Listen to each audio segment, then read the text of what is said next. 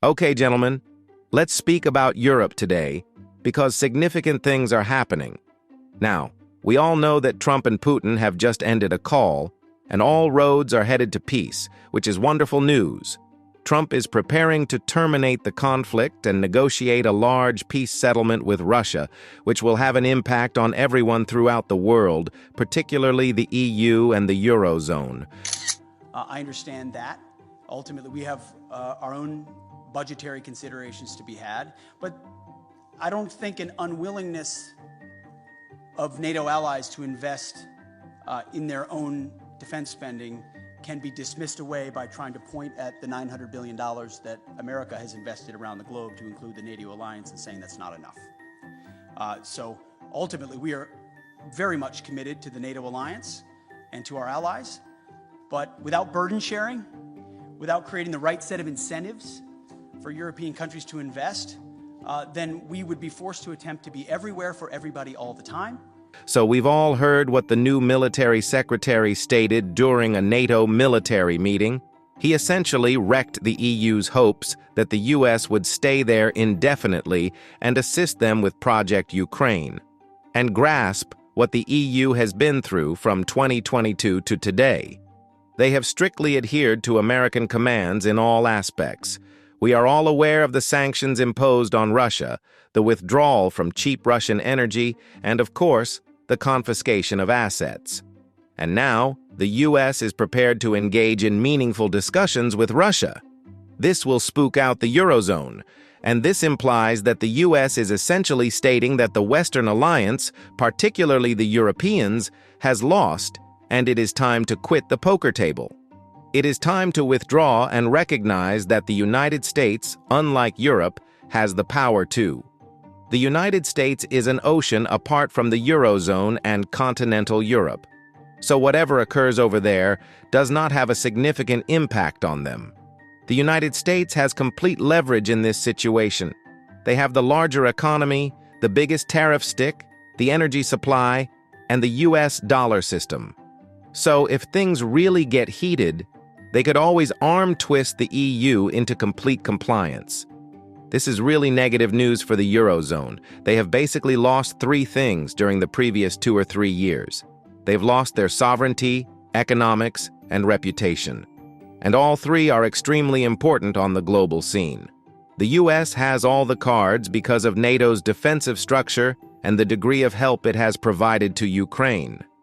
If we do our calculations, we can see that the U.S. has provided them at least $120 to $150 billion, which is equivalent to all of the EU countries together.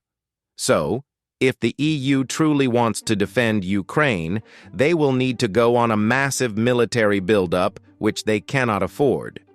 This would entail investing an additional $3.1 trillion to strengthen their own forces and arm Ukraine. In addition, Ukraine has a budget vacuum for rebuilding, and estimate how large that shortfall will be: $130 billion. And if the U.S. abandons the EU, as they are certain to do, they want to keep all of the money for themselves. Who will pay their black hole? It is critical to understand that the EU is far more restrained in its debt and fiscal expenditures than the United States. The U.S. has the power of the dollar, so they can borrow money indefinitely and, in the worst-case scenario, print it with relatively minimal inflationary consequences, at least in the short term.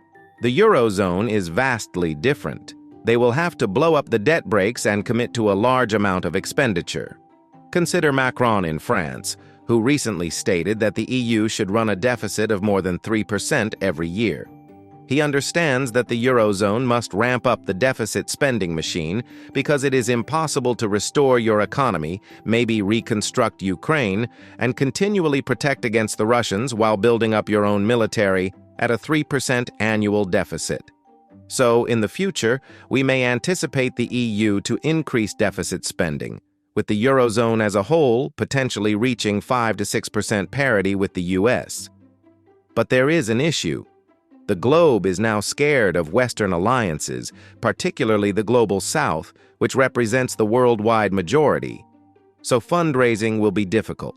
Selling bonds will be more difficult in the future, if the U.S. follows suit in asset seizure. Yields will have to increase, and things become worse for the EU. During a news conference in the Oval Office, Trump effectively told the world, "Hey, why don't we get Russia back into the G7 or G8?" Have Russia back to the G7, sir? I'd love to have him back. I think it was a mistake to throw him out. Look, it's not a question of liking Russia or not liking Russia. It was the G8. And you know, I said, what are you doing? You guys, all you talk about is Russia, and they should be sitting at the table. I think Putin would love to be back. Obama and a couple of other people made a mistake and they got Russia out. It's very possible that if that was the G8, you wouldn't have had the problem with Ukraine. And if I was president, you definitely wouldn't have had the problem with Ukraine. Russia would have never attacked Ukraine. But you ask a very good question, the G8. It used to be the G8 and then these people threw them out. And I was arguing with Trudeau and with numerous of the people. Actually, Prime Minister Abe, a great man from Japan, agreed with me 100%. And some of the others did too. But I got there, it was the G7, as you know. They had already been terminated. I think it would have been very helpful, and it still would be helpful to have Russia be a part of that mix.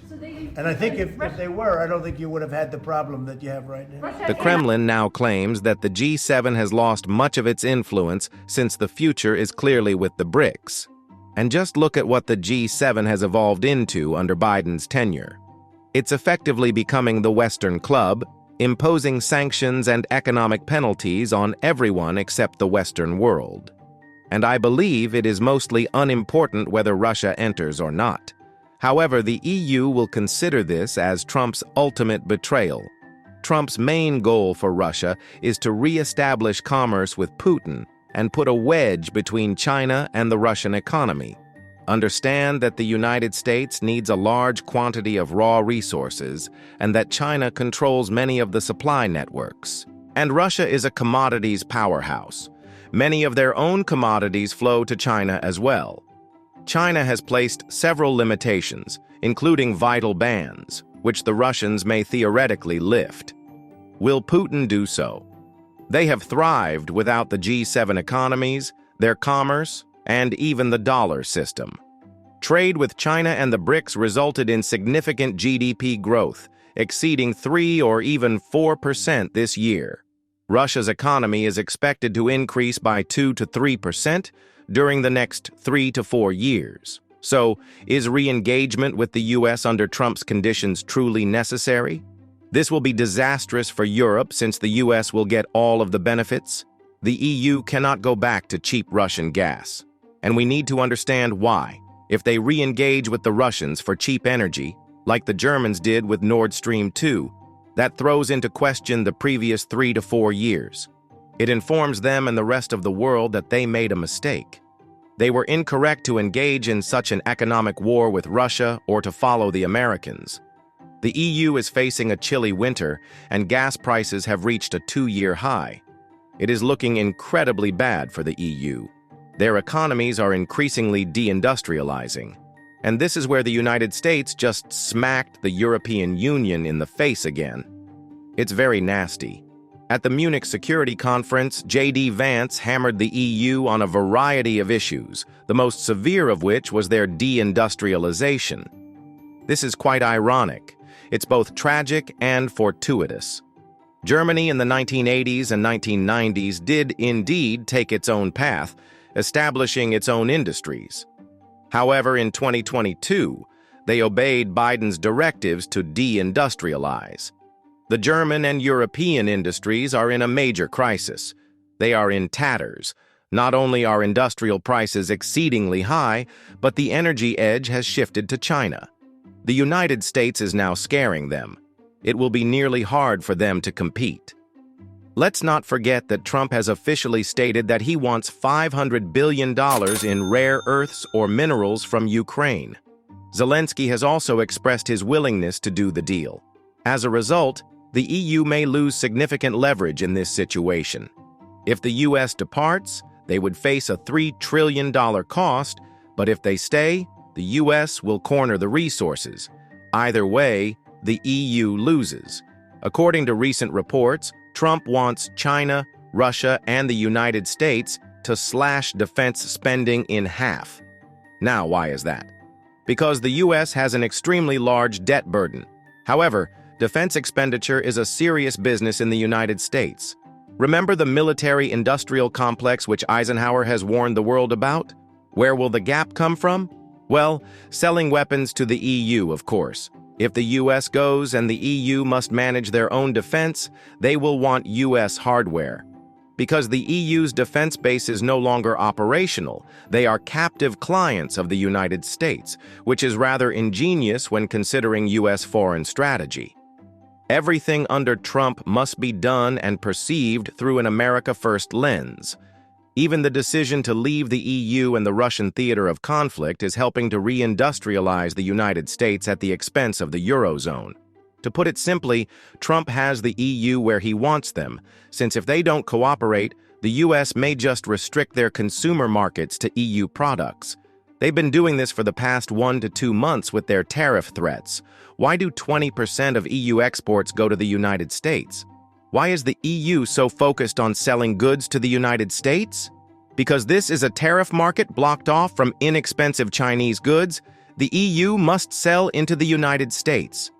But what does this signify for the Eurozone? The EU will further deindustrialize. The United States emerges as the largest winner. Now, the U.S. benefits from having a captive client for military, energy, and rare earths, which helps them expand up their industrial supply chains. This is a huge triumph for the United States. Don't underestimate it. China and the United States will emerge as major lottery winners. The United States will suck a large amount of industrial capacity, brain power, and industries from the Eurozone. China is very clear, correct? They get to further deindustrialize the world while also receiving low-cost Russian goods such as oil and gas. Unfortunately, the EU has no choice except to accept the consequence.